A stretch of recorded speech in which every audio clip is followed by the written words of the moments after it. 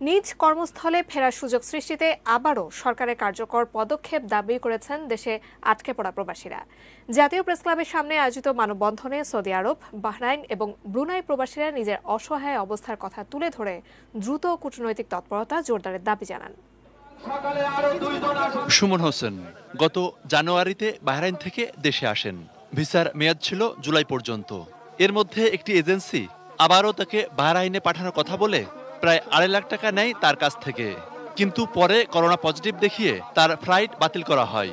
Travels হোক, medical কর্তৃপক্ষই হোক, যে কোনো এক জায়গায় আমার সাথে প্রতারণা করা হয়েছে।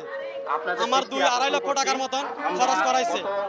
জাতীয় প্রেস ক্লাবের সামনে আয়োজিত মানববন্ধনে প্রবাসীরা তাদের মানবতার জীবনের কথা তুলে ধরে বলেন, কারো ভিসার মেয়াদ শেষ, আবার অনেকের সবকিছু ঠিক থাকলেও সরকারি তৎপরতার অভাবে বিদেশ যেতে পারছেন না।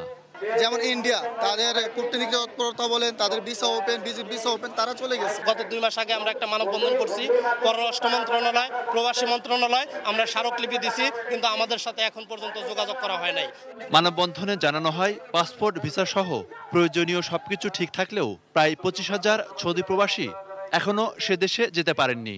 লক্ষ লক্ষ টাকা ঋণগ্রস্ত হয়েছে, এনজিও থেকে লোন নিছি, আমরা লোন পরিশোধ করতে পারতেছি না।